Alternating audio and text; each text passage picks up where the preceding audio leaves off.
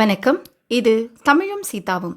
இன்றைக்கி நம்ம பார்க்க போகிறது 8th ஸ்டாண்டர்டில் இருக்க இயல் 4ல் திருக்கேதாரம் அப்படிங்கிற டாபிக் தான். இது நம்ம தேர்வு நோக்கில் மட்டும்தான் இன்றைக்கி நம்ம பார்க்க போகிறோம்.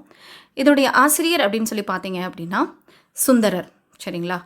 அதாவது பன்னின் தமிழ் இசைப்பாடலின் பழவே முழவு அப்படிங்கிற பாடல் வரியை எழுதியவர் யார் அப்படின்னா நம்மளுக்கு சுந்தரர் அப்படிங்கிறது நம்மளுக்கு தெரிஞ்சிருக்கணும். சரிங்களா? இதை நீங்கள் அந்த பாடல் வரிகளை மட்டும் நீங்கள் பார்த்து வச்சுக்கோங்க. இதன் ஆசிரியர் அப்படின்னு சொல்லிட்டோம். தேவாரம் பாடிய மூவருள் ஒருவர் தான் யாருன்னா சுந்தரர். அப்போ அந்த மூவர் யாருன்னா திருஞான சம்பந்தர், திருநாவுக்கரசர், சுந்தரர். அதாவது 12 திருமுறைகள் மொத்தம் 12. அதில் முதல் திருமுறை மூன்றையும் சேர்த்து தான் தேவாரம் அப்படின்னு சொல்கிறோம். 1, 2, 3 இதை மூன்றையும் பாடியது சம்பந்தர். 4, 5, 6 திருநாவுக்கரசர். 7வது திருமுறையை பாடியது தான் சுந்தரர். அதில் ஒரு பாடல் தான் உங்களுக்கு கொடுத்துருக்கு. சரிங்களா? அதை தான் இதை 7ஆம் திருமுறையில் இடம்பெற்றுள்ளது.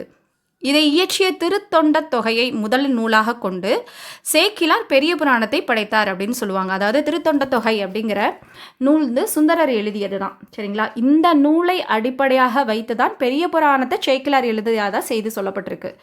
அவர் 60 நாயன்மார்கள் எழுதியிருப்பார். இவர் 63 நாயன்மார்கள் அடிப்படையில் எழுதியிருப்பாருங்கிற ஒரு சின்ன செய்தி.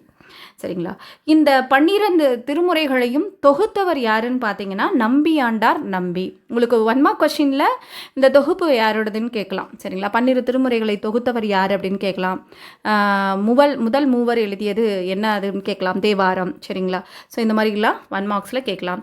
இந்த பாடல் வரிகள் கொடுத்து இது எந்த திருமுறையில் இடம்பெற்றுள்ளது, பன்னின் தமிழ் இசை பாடல், இது எந்த திருமுறையில் இடம்பெற்றுள்ளது அப்படின்னு கேட்கலாம். 7ஆம் திருமுறை. அதே மாதிரி பார்த்தீங்கன்னா இந்த பாடலில் எது உங்களுக்கு இணைந்து ஒலிக்கக்கூடியது, மூங்கிலோடு சேர்ந்து இணைக்கக்கூடியது, ஒலிக்கக்கூடியது எதுனா புல்லாங்குழலும் முழவும். சரிங்களா? இது கூட உங்களுக்கு பொருள் கொடுத்து கூட கொஸ்டின் கேட்கலாம். சரிங்களா? பண்ணோடு சேர்ந்த இனிய தமிழ் பாடல்கள் பாடுவது, அதாவது இசையோடு சேர்ந்து தமிழ் பாடல்கள் பாடும்போது அதோடு சேர்ந்து எந்த கருவியும் இசைக்கப்படுதுன்னா புல்லாங்குழலும் முழவும் அப்படிங்கிறது நம்மளுக்கு 1 மார்க் கொஸ்டின்ஸில் கண்டிப்பாக கேட்கறது கூட வாய்ப்புகள் இருக்குது. சரிங்களா? ஸோ அதனால் நீங்கள் அதன் அடிப்படையில் பார்க்கும் பொழுது இதையும் பார்த்துக்கணும். நன்றி.